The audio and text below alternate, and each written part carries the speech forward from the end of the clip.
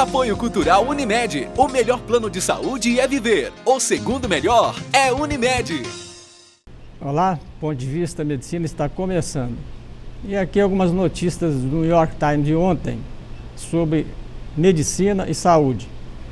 Por exemplo, um ponto polêmico sempre tem sido a qualidade das próteses utilizadas para tratar de artrose de coxa femoral e de fraturas de colo, etc. Então, olhem como lá a coisa é séria.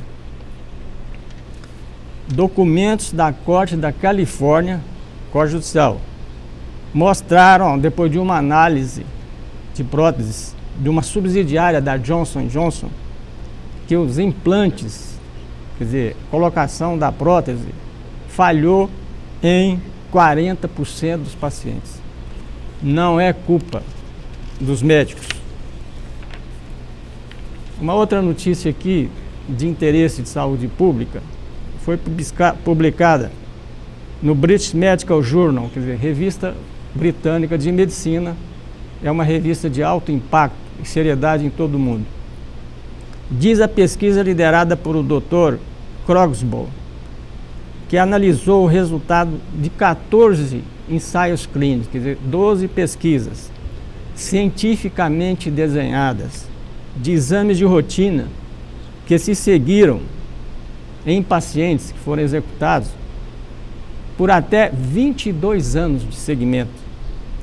A equipe não encontrou nenhum benefício de risco de morte ou de vida para doenças graves entre pessoas aparentemente saudáveis, que fizeram exames gerais. Agora o importante, em comparação com pessoas que não o fizeram, quer dizer que não houve diferença de fazer e não fazer. Uma outra notícia aqui, do New York Times de ontem,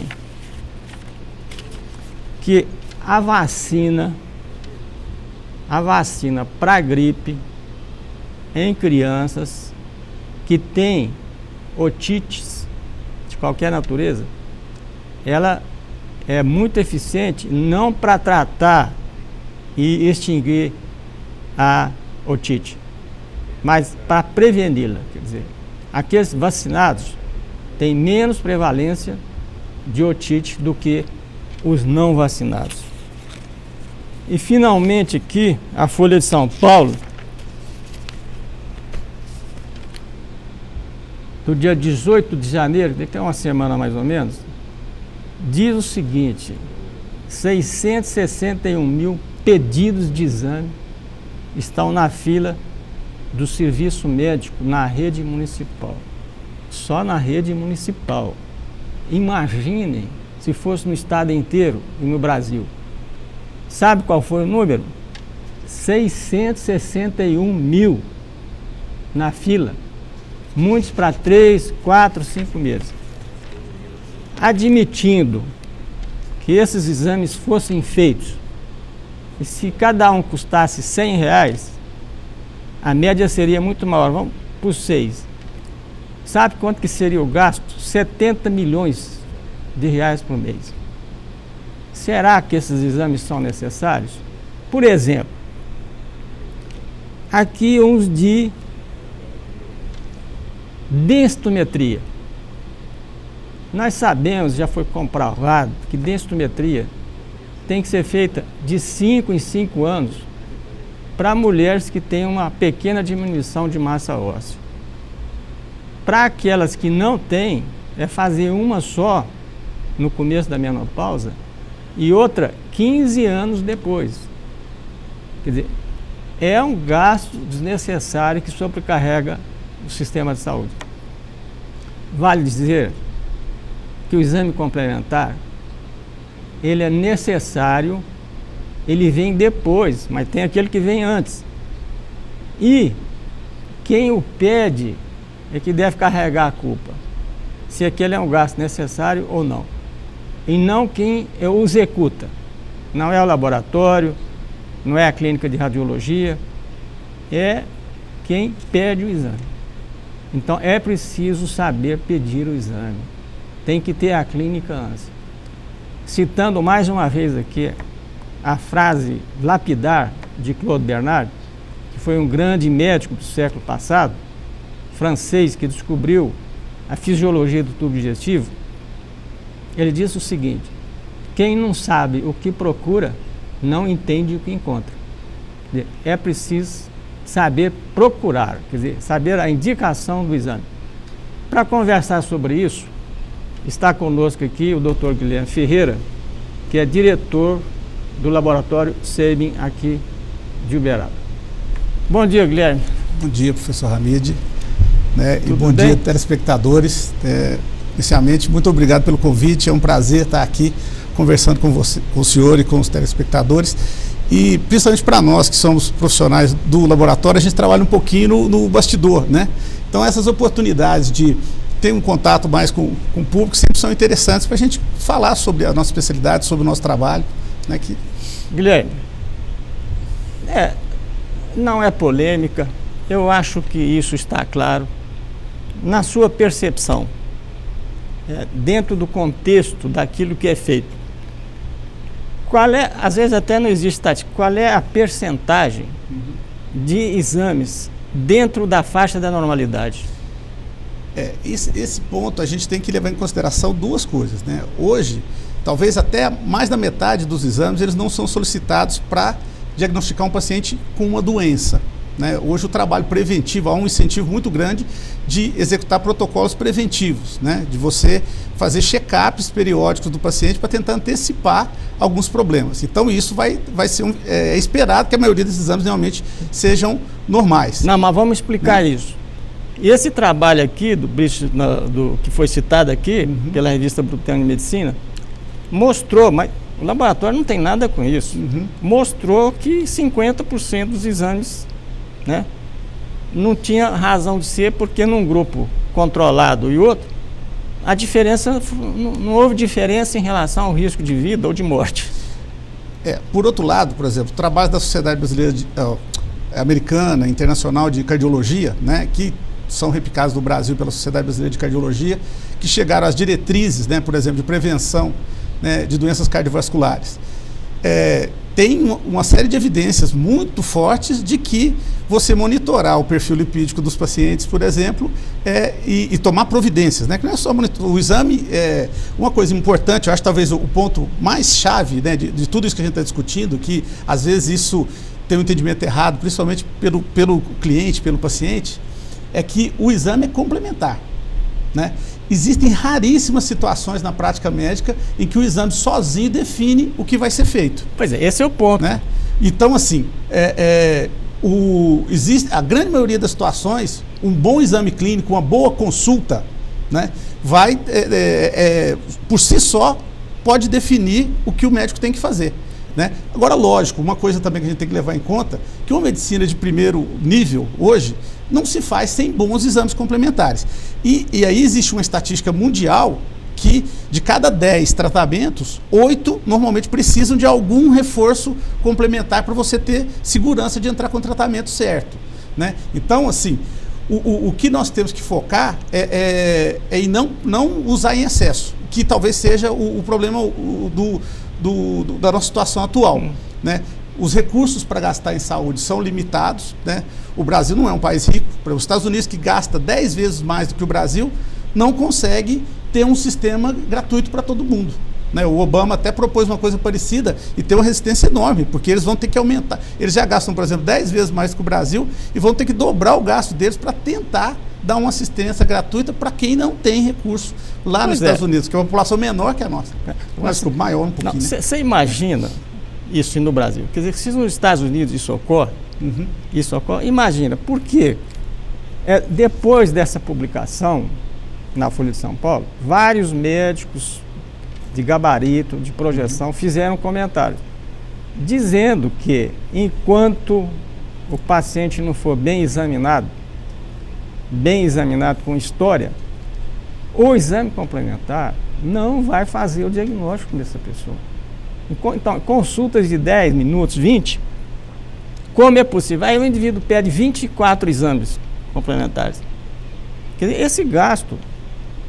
esses gastos, no plural, deviam ser canalizados para produzir uma boa medicina de qualidade, com exames complementares. O problema não pode chegar no laboratório e ele mesmo pedir exame, não, pede aí 20 exames, eu quero fazer isso, aquilo, sem nenhuma retaguarda clínica. Quer dizer, isso não pode ser, tem que mudar esse conceito. Agora, sobre o problema, diretriz, realmente as diretrizes, elas avisam de pronto que tem que ser precedido primeiro por um exame clínico. Agora, do ponto de vista de controle, está certo. Quer dizer, o indivíduo precisa controlar o colesterol, mas ele não precisa fazer isso de 2 em 2 meses. Isso. Aí o sujeito vai lá, ele quer fazer todo dia exame de 2 em 2 meses, acaba sobrecarregando o sistema de saúde. Então ela tem que abaixar a qualidade, porque está gastando muito, né? Então, Guilherme, agora vamos conversar sobre valores de referência. Isso é outro aspecto que eu acho perigoso. Por exemplo, o indivíduo tem um ácido úrico, uma mulher, um ácido úrico de 6. Se o laboratório coloca que 6 é o limite de normalidade, mas entre o valor mínimo e máximo muito grande, que é de 2 a 6, a pessoa ela pode ter gota com ácido úrico de 6, inclusive chamada gota normo-uricêmica. Então, essa interpretação que é colocada lá, você não acha que ela pode, na confusão de cabeças que não são da área? Eu acho que tem 3 aspectos importantes desse exemplo que o senhor deu. Primeira coisa, a gota, né? Nós sabemos que o paciente pode ter tido a hiperuricemia, o ácido úrico alto, no momento que gerou a precipitação dos cristais e causou a inflamação da articulação, a crise da gota, e no dia seguinte ou 2 dias depois, quando ele vai fazer o exame, já não está alto mais o ácido úrico. Uma coisa não tem uma relação direta com a outra, né? E da mesma forma, nem todo mundo que tem ácido úrico alto vai ter, em determinado momento, vai ter gota, né? Então, assim, o segundo ponto é o que é o valor de referência, né? O valor de referência, você pega uma população sem sintomas, dosa o exame e faz um cálculo estatístico. O que 97,5% dos pacientes deram, você vai considerar a faixa normal. A faixa de referência, não necessariamente faixa normal. Portanto, ficaram 1,5% para cima e 1,5% para baixo, com esse resultado eram normais. O médico, junto com os outros dados, é que deve interpretar isso. E aí a gente cai no terceiro ponto, né? Eu, quando fiz medicina há 20 anos atrás, eu tive aula de laboratório, né? Havia uma disciplina de patologia clínica que ensinava o aluno de medicina os limites dessas informações. Porque eu percebo, às vezes, principalmente os colegas mais jovens, tratar o exame muito a ferro e fogo, né? Falar, olha, gota é igual pedir ácido úrico, se tiver normal não é gota, se tiver positivo é gota. Não é assim que interpreta o exame. Não, aliás, esse foi, né, o conceito que nós passamos lá, né? Isso, Bom, Guilherme, sobre esse assunto, você falou que pega uma população e faz a média. Faz a estatística. Estatística média para o valor padrão, suposta. Só que no Brasil não existe um estudo dessa natureza. Começamos até a fazê-lo, tivemos que parar. Então, esse valor é importado. Sim, isso é verdade. Pois é, a população brasileira não é igual à população dos Estados Unidos, que consome muita carne. Não é igual à população de Nova Guiné, em que não há consumo de carne. A média de ácido úrico lá é muito menor que do brasileiro. No Japão é diferente, né? Então, esse transporte de valores normais, que eu fico preocupado com isso, porque o indivíduo, ele faz o exame no laboratório, à tarde vai buscá-lo, no laboratório, abre e vê, eu estou com esse exame X, vamos supor, PSA, vamos sair da... Eu estou com 4 de PSA, 3,5. Se o valor lá de referência está colocado, que é normal até 2 ou 3 ou 4, tiver um pouquinho, ele vai ficar apavorado. Então, eu acho que é muito perigoso ou muito perigosa essa interpretação, sem que o médico antes veja o exame. Isso é uma outra coisa importante. A gente sabe que é difícil controlar a ansiedade do paciente. Eu observo lá no laboratório todo dia, 99% dos clientes que pegam o resultado, né? Se você ficar no estacionamento observando, todos não esperam chegar no carro para abrir o lacre e olhar os resultados. Isso pode não ser uma coisa boa, pelos motivos que o Dr. Hamid apontou, né? Os exames, hoje a gente estima, assim, existem disponíveis, catalogados para serem feitos. Lógico que alguns exames são muito raros, né?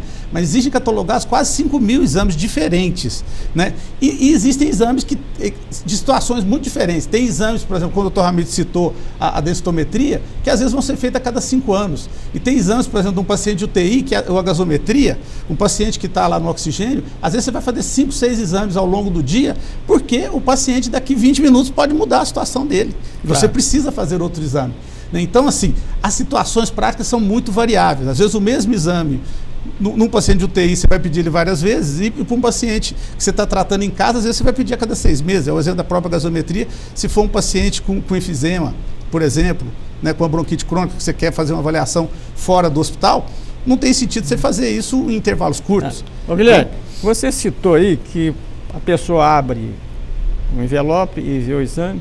Não seria interessante colocar ali, apenas sugestão, hein? De que esse valor depende da análise dos elementos clínicos. Existe um comentário assim fazer no nosso um comentário, laudo. até para ele não apavorar, porque pode ficar ansioso. Teve até um caso, nós já falamos aqui nesse programa de TV, de uma pessoa que fez uma biópsia de mama e abriu o resultado para ler e estava lá câncer. Ela deu um tiro na cabeça. Mas não é só isso não. Depois o Ministério Público foi investigar a família, o que aconteceu, viu que esse exame estava trocado. Quer dizer, se ela não tivesse aberto, ou se tivesse colocado lá embaixo, que isso tem margem de erro, né, que pode não ser, que é melhor conversar com o médico, teria se evitado uma vida. Então, nesse contexto, você acharia então interessante colocar uma observação? Os nossos laudos hoje não tem embaixo de cada exame, né? Mas na folha, no rodapé da folha que imprime o laudo, tem o comentário de que essa é uma coisa importante, né? Que é o ponto final que a gente vai chegar dessa coisa do paciente evitar de ler o resultado antes. Só o seu médico tem treinamento, tem informações, né? Tem conhecimento para interpretar adequadamente aquele exame. Aí me leva a uma outra situação prática. Eventualmente um cliente pede para conversar comigo no laboratório, né? Fala, doutor, hoje é sexta-feira, só vou consultar com o meu médico semana que vem, interpreta os exames aqui para mim, né? A coisa não é tão simples assim, né? Eu, por questão ética, não vou consultá-lo de novo, né? Não vou examiná-lo, né? E só olhar os exames não me permite tirar conclusões, né? Na verdade, o que normalmente eu falo para o paciente? Olha, o máximo que eu vou falar para você é o que está normal e o que está alterado, mas isso não é interessante nesse momento. Você deve voltar no consultório do seu médico, porque ele sim, se ele te acompanha há mais tempo, é melhor ainda. Ele tem uma ficha clínica, uma história clínica sua, ele tem resultados anteriores seus e tem o exame físico e a entrevista, a anamnese que ele fez de você. Aí ele vai poder tirar uma conclusão completa. Uma outra situação que acontece muito, o paciente quer repetir os exames. Olha, meu médico pediu esses mesmos exames há 4 meses atrás, mas está muito difícil marcar consulta com ele, eu quero fazer os exames. Isso está errado. Isso é passar o carro na frente dos bois. E os exames sozinhos não resolvem nada. Não resolvem nada. Pois é, esse é o ponto X. Quer dizer, que o doutor Guilherme, que é especialista no assunto, em laboratório especificamente, porque exames, tem N tipos de exames, N tipos. No caso específico, ele está claro aqui, a opinião dele, que o exame é um complemento. Sim. É complementar. É preciso que seja precedido pela enésima vez, nós estamos falando, a história, o exame clínico. Quer dizer, é possível só pela história fazer o diagnóstico. Medicina tem sinais e sintomas. Um sinal, ele pode valer tanto quanto um exame de laboratório. Mas, ô Guilherme, voltando aqui ao ácido úrico, em 2003, nós fizemos uma investigação de quantos exames de ácido úrico foram feitos em Uberaba, só pela Unimed. Foram feitos 2.300 exames de ácido úrico. 2.300. Sabe qual a quantidade, a percentagem de valores normais? Foi de 80%. Quer dizer, 20% só daqueles pedidos são necessários. E esse pedido de ácido úrico, ele só vale quando há suspeita de gota. Só quando há suspeita de gota. E há algumas poucas doenças, como a psoríase, por exemplo, né, que pode aumentar. E cânceres, né, neoplasias. Porque há um aumento no metabolismo celular pelo tumor e o ácido úrico aumenta. Mas fora disso, não há a menor indicação de pedir exame de ácido úrico. Eu acho assim, essa questão de 80% dos exames terem dados normais, a gente tem que interpretar, eu entendo de duas maneiras. Né? Uma é que realmente exames, a gente tem que tomar cuidado que exames, por exemplo, relacionados com check-up, né? Um PSA que você vai fazer como acompanhamento preventivo de pacientes com risco de câncer de próstata, o perfil de lipídios, é esperado que às vezes 95% deem normais, porque de acordo com a população que você está trabalhando, né? Isso é inesperado e a maioria vai dar normal mesmo. Mas esse número me assusta mais no sentido assim, se a gente pegar a população de Uberaba, a população que a gente... a população da Unimed tem aproximadamente 80 mil clientes, 80 mil clientes da Unimed ao longo do ano, né, a gente tem uma estimativa de quantos % desses pacientes têm gota. Aí esse número realmente é muito alto. Não, mas... E ele vai de encontro a uma outra coisa, né, que nós falamos dos consensos. Os consensos são muito bem-vindos e tem que fazer muito mais consenso, porque um consenso poderia resolver isso. Né? O que está sinalizando? Que provavelmente os médicos estão solicitando, está faltando um critério claro para solicitar o ácido úrico. E aí o consenso viria a orientar isso. Não, né? Uma questão de educação médica. Né? Por falar em consenso, é muito importante a existência de diretrizes, e principalmente diretrizes. As diretrizes, elas têm uma eficácia jurídica, inclusive, porque representam a opinião, né, de uma sociedade organizada, científica organizada. Mas para falar mais sobre consensos e diretrizes, nós vamos ao intervalo e voltamos em 1 minuto. Apoio Cultural Unimed. O melhor plano de saúde é viver. O segundo melhor é Unimed. Apoio Cultural Unimed. O melhor plano de saúde é viver. O segundo melhor é Unimed. Nós estávamos falando há pouco aqui com o Dr. Guilherme Ferreira, que é um especialista em laboratório, e a última parte foi em relação aos consensos. O que é um consenso? O que é uma diretriz? Consenso é quando há uma concordância entre os especialistas sobre determinado procedimento, sobre a utilidade. Né? Geralmente, esses consensos são promovidos pelas sociedades especializadas com o objetivo de fazer uma medicina mais técnica e de menos gastos para a população. E a diretriz é um consenso mais forte, porque ela expressa a vontade, né, a direção, o rigor do Conselho Federal de Medicina e da Associação Médica Brasileira. Ou seja, ela tem um valor jurídico. Então, o problema do consenso, Guilherme, é o seguinte: além disso, é a dificuldade de se chegar a esses consensos, né, do indivíduo ter tempo para ler, ter tempo para se atualizar. Por quê? Ele trabalha o dia inteiro, ele dá plantão à noite, ele tem que atender 40 doentes, a chamada, aspas, produtividade. Esse aspas é o seguinte, porque produtividade em medicina não pode existir porque não é fabricação de automóvel, ou de imóveis, ou de qualquer outra situação em que tem que produzir industrialmente. Medicina não é industrial, a medicina é artesanal. Né? É um a um que tem que ser examinado.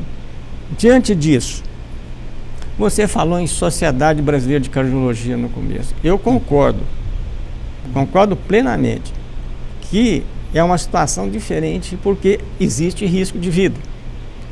Agora, o indivíduo, por exemplo, que tem dor difusa, né, dói aqui, dói ali, vai ao laboratório com 24 pedidos de exames, isso é quebrar o sistema de saúde, tanto particular, quer dizer, desses convênios, como o SUS. É para quebrar. Você quer ver? Eu fiz um cálculo aqui desses exames. Gastaria o poder público 70 milhões de reais por mês. Você imagina isso aqui multiplicado por 6 meses. Eu só faria um reparo. O senhor calculou um custo médio de 100 reais. Bom, não, eu vou justificar. Eu já sei que você vai falar. O laboratório tem um custo médio de menos de 10 reais no serviço. Mas aqui, olha aqui. Gastroenterologia e hepatologia. Aí vem os exames. Ultrassom colorido de vasos. O indivíduo tem uma dor na perna, não, eu quero fazer um ultrassom. Às vezes ele jogou futebol antes. Colorido. Ecocardiograma, mamografia bilateral, eletroneuromiograma, ressonância magnética. Essa aí tira a diferença. Eu sabia qual era o seu raciocínio. Né? Porque a ressonância custa R$1.000. Quer dizer que se o exame de laboratório custa 20, vai dar uma média aí de muito maior do que os R$100, né? Então, olha, vê o que é aqui. Tomografia computadorizada, testes vestibulares. Por exemplo, essa eletroneuromiografia é um exame que se pede para ver a atividade elétrica da musculatura. E é muito pedido em síndrome do túnel do carpo. Essa síndrome do túnel do carpo, nós já falamos aqui, que é uma dor, dormência, formigamento e perda de força nesses 3 dedos só. Se ele tiver no 5, já não é túnel do carpo. E tem 2 sinais que a gente diagnostica sem eletromiografia. O JAMA, Guilherme, recentemente, há uns 3 meses atrás, fez uma revisão sobre o estudo, chegou à conclusão: só 40% das eletromiografias são necessárias, e mesmo para confirmar. Então você imagina que o poder público gasta, joga dinheiro no ralo. Nós falamos aqui uns 4, 5 programas atrás que o governo americano gasta 9 bilhões por ano em cirurgias de hérnia de disco. Não é só a cirurgia, porque tem internação, tem ressonância, tem isso, tem aquilo. 9 bilhões, quando apenas 5% há indicação de cirurgia na hérnia de disco. Então, esse é um problema de saúde pública, um problema social, né? E o objetivo desse programa é exatamente este, né? É apontar o caminho certo. Mas, Guilherme, voltando um pouco ao ácido úrico, que é um exame muito pedido. Quer dizer, todo sujeito tem dor articular, látex, ácido úrico, VHS, fator antibiótico. É um exame específico para lúpus.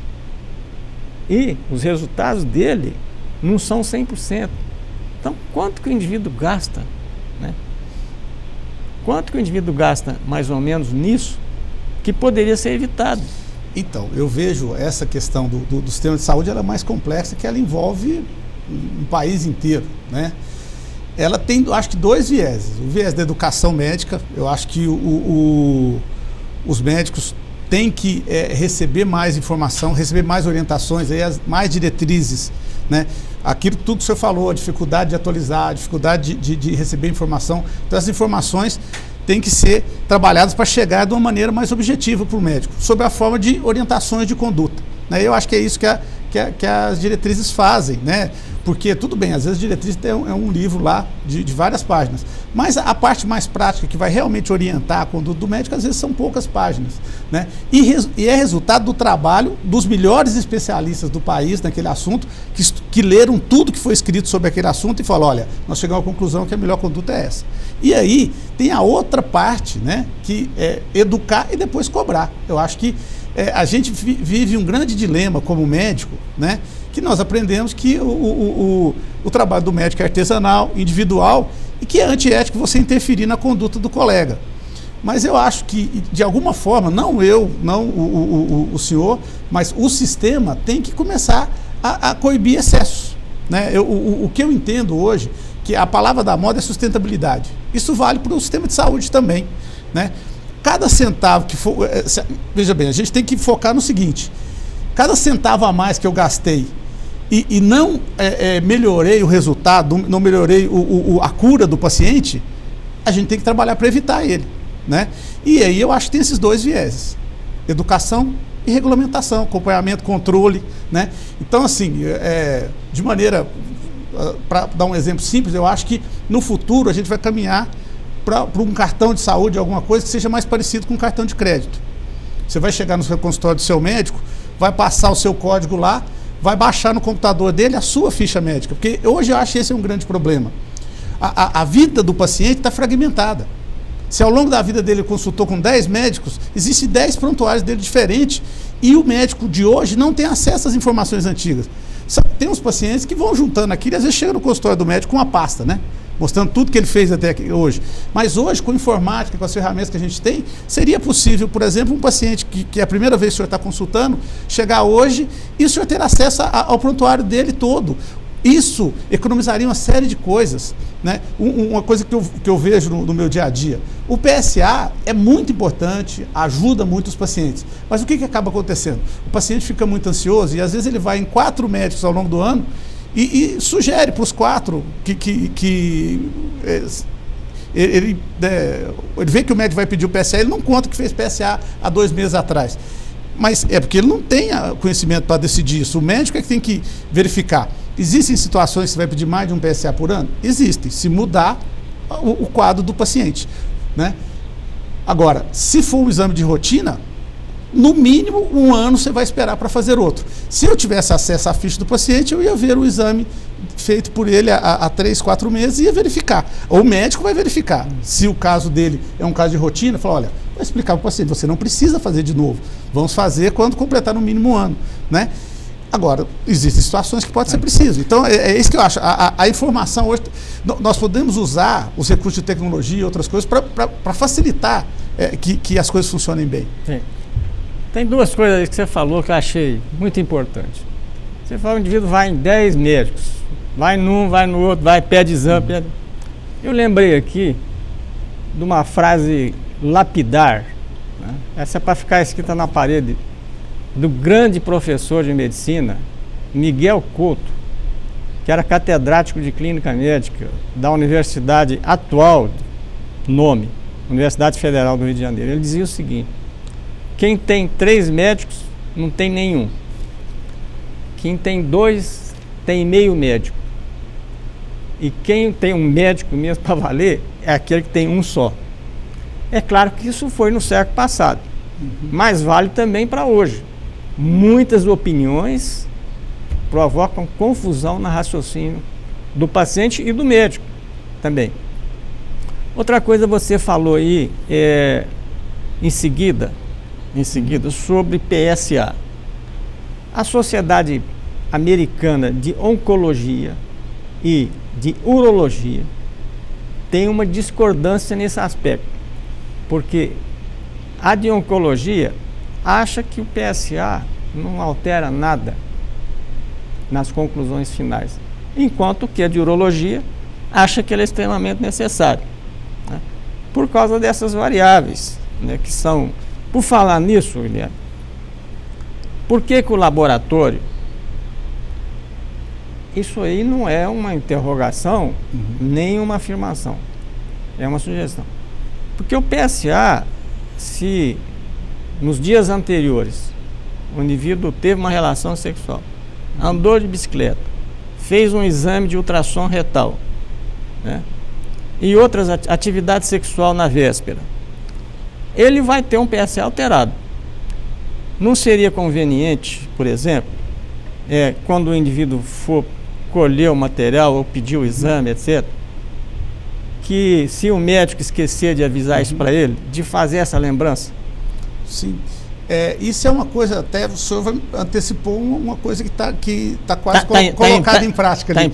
Então, veja bem, a gente instrui o cliente nos nossos, nós temos folhetos, na página da internet tem essas instruções, né? São feitas algumas perguntas para o paciente quando ele vai colher o material, e agora a gente está pensando em mandar para os consultórios dos médicos que trabalham com esse exame um bloquinho com essas instruções, que ele pudesse distribuir para os pacientes, porque para facilitar, né, Agora, essas questões, eu que faço esses exames há muito tempo, isso é muito complexo, a questão da variedade biológica, né? Porque muitas vezes você tem casos que um aumento inesperado do PSA se acaba responsabilizando alguma dessas situações que o senhor colocou. Mas você presencia, às vezes, muitos outros casos, por exemplo, pessoa por conta da profissão, por conta de um hábito, é um atleta que pratica ciclismo e tal, e você não percebe nos exames dele essa interferência. Então, alguns desses itens que a gente coloca, isso pode interferir no PSA. A questão de lidar com biologia e não com matemática complica a vida da gente, né? Claro. Porque, assim, você também não pode pensar que todas as pessoas que andarem de bicicleta, o PSA vai aumentar por causa disso. Não, né? não. A gente teve possibilidade de acompanhar pacientes que claramente tinham o hábito diário, um carteiro, um ciclista atleta, né? E que tinham PSA nos níveis quase que zerados. Não, mas aí tem outra variável, precisa ver se esse que anda de bicicleta era velho ou era novo. Não. Aí eu estou partindo do princípio que são clientes que estão na idade certa de fazer esses exames. Né? A partir dos 40, 45 anos. Se a metodologia de escolha para pesquisa científica foi só de indivíduos jovens, é claro que o PSA dele não vai aumentar, porque sempre é menor. Claro. Agora, velho também não anda de bicicleta. Não. Eu estou partindo de exemplos de pacientes com 45 anos no mínimo, né? Uma situação assim. Guilherme, eu tenho outras coisas para perguntar aqui, para a gente conversar, para o bem do paciente, mas só que vai ser daqui 1 minuto. Então vamos a intervalo, voltamos em seguida.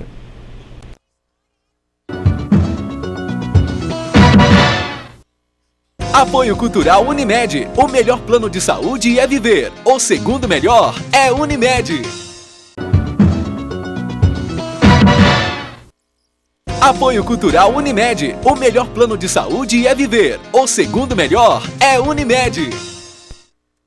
Estamos conversando com o Dr. Guilherme Ferreira, que é diretor científico do Laboratório CEIB. Dr. Guilherme, outra coisa que eu acho que a população precisava saber, diante de uma avalanche de resultados, é qual o jejum necessário para a dosagem de glicose, visto que esse jejum diminuiu para 8 horas. Está sendo obedecido esse jejum no laboratório? De 8?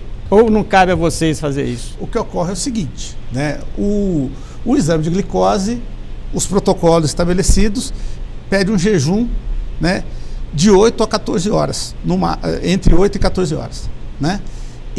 Só que frequentemente a glicose é pedida junto com o triglicérides, principalmente, que é o perfil lipídico. Né? E aí, nesse caso, o jejum mínimo são 12. Né? Então,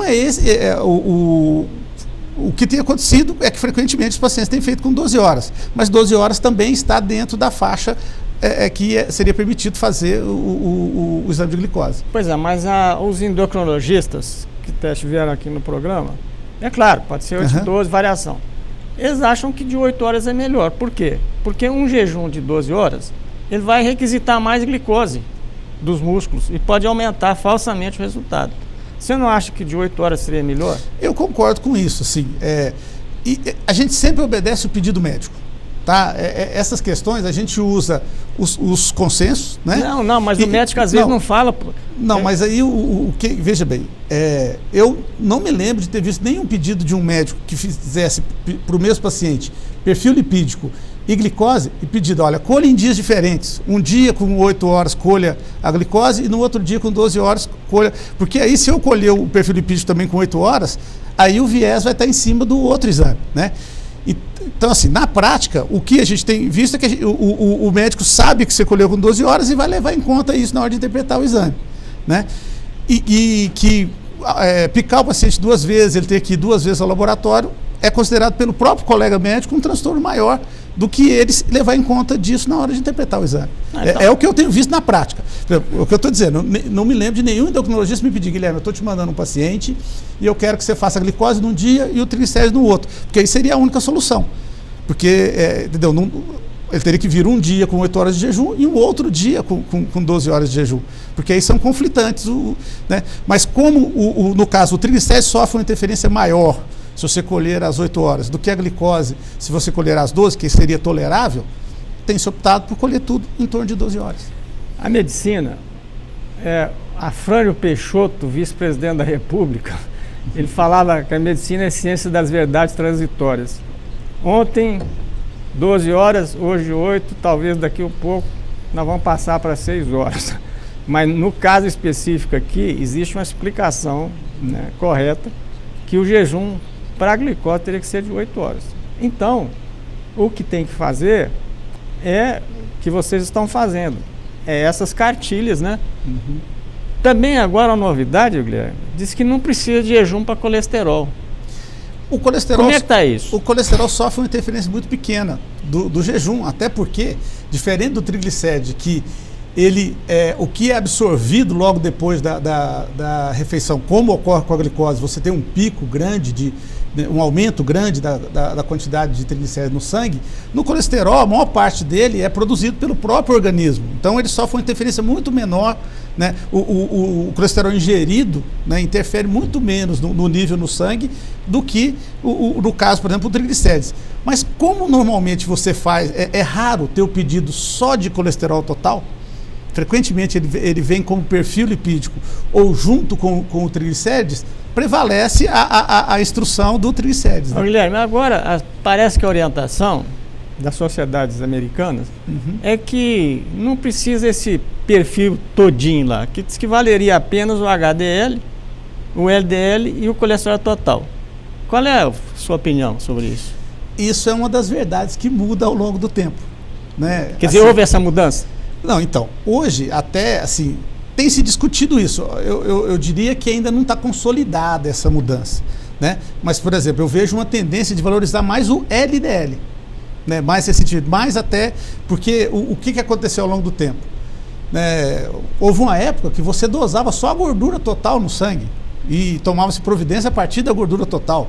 Aí, na sequência, conseguiu-se separar, fazia o exame que era eletroforese de lipoproteínas, né? Que você tinha uma estimativa das partes do colesterol. Aí depois você passou a dosar, separar triglicérides de colesterol, já foi um novo avanço. Aí passou a dosar o colesterol bom, que é o HDL. Aí criou-se uma série de contas, né, com triglicérides, uma série de índices para tentar ver qual que era o melhor dado para você prever o que ia acontecer com o paciente. Mais recentemente eu tenho visto muito valor para o LDL, que é o colesterol ruim, né, que ele seria o marcador mais fiel do que vai acontecer com o paciente.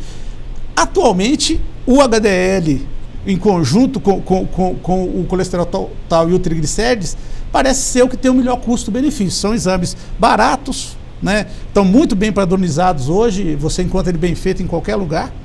E assim, já está bem consolidado alguns critérios para interpretar eles, né?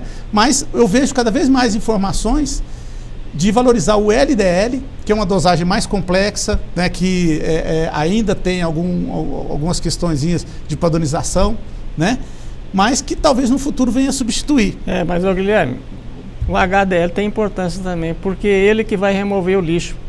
Sem dúvida. Pois é, quer dizer que ele aumentado, ele vai ter um poder de remoção do lixo e levar lá para o caminhão, para o fígado, né, que é o lugar de depósito do lixo. Uhum. Então, eu acho que o HDL... cardiologista, eu não sou cardiologista. Eu concordo com o senhor, mas o que acaba acontecendo? Talvez as sociedades mundiais, né, dos países de cardiologia sejam quem estão mais avançados nisso. eles vêm desde lá da década de 50, né, monitorando os pacientes desde jovem, monitorando eles envelhecerem, né? E aí a cada ano chegam dados novos, né? E aí a questão, aqueles pacientes que nós vimos o HDL deles lá na década de 70, quantos estão tendo mais infarto agora?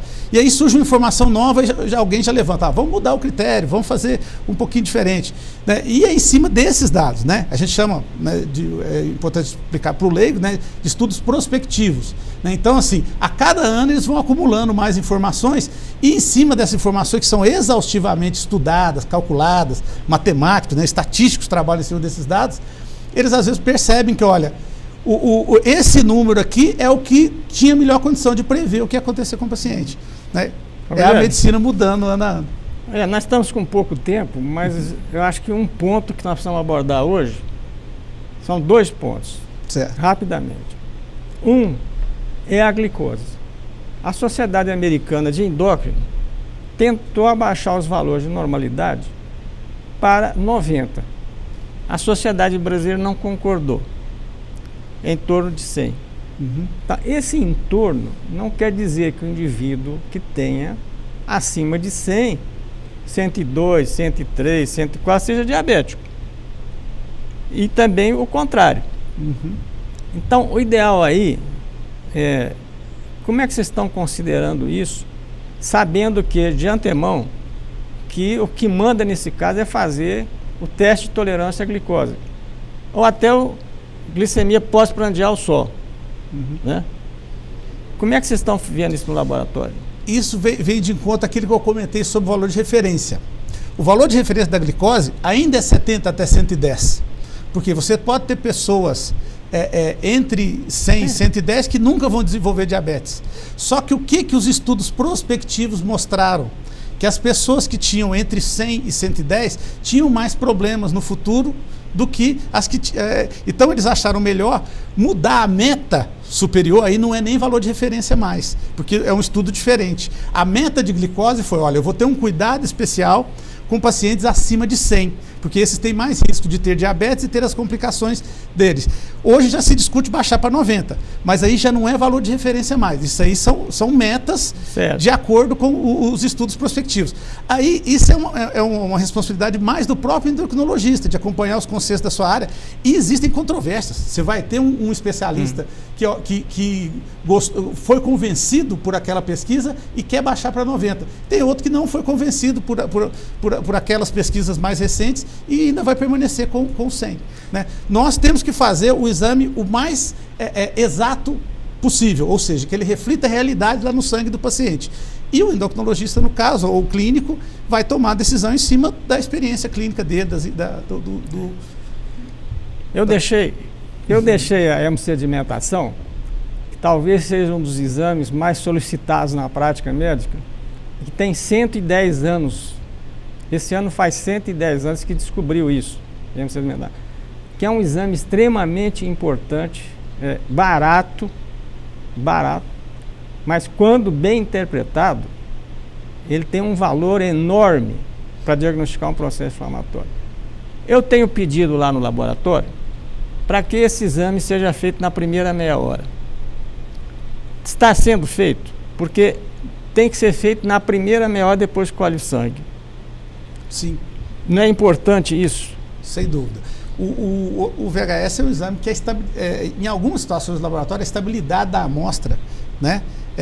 O resultado permanece naquele valor durante um tempo. Então você tem que realizar o exame dentro daquela faixa de tempo. Sim.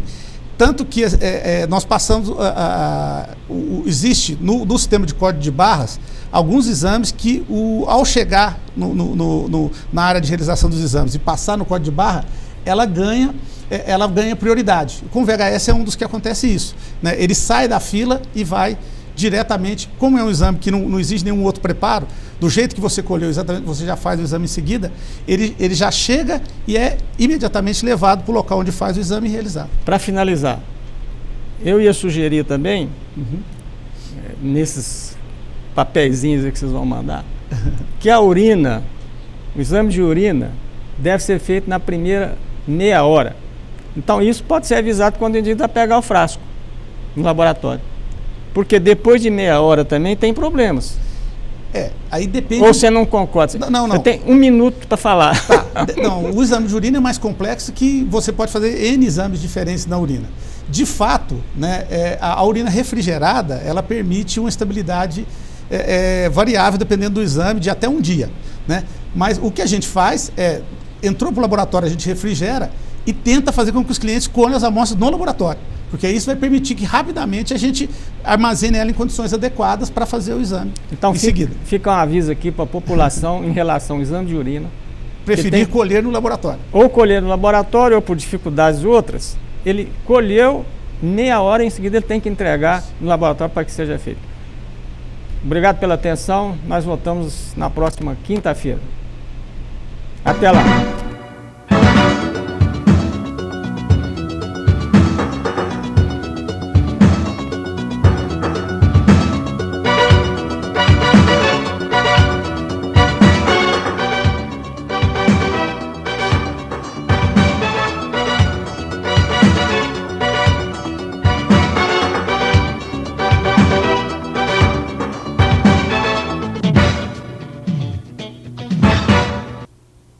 Apoio Cultural Unimed. O melhor plano de saúde é viver. O segundo melhor é Unimed.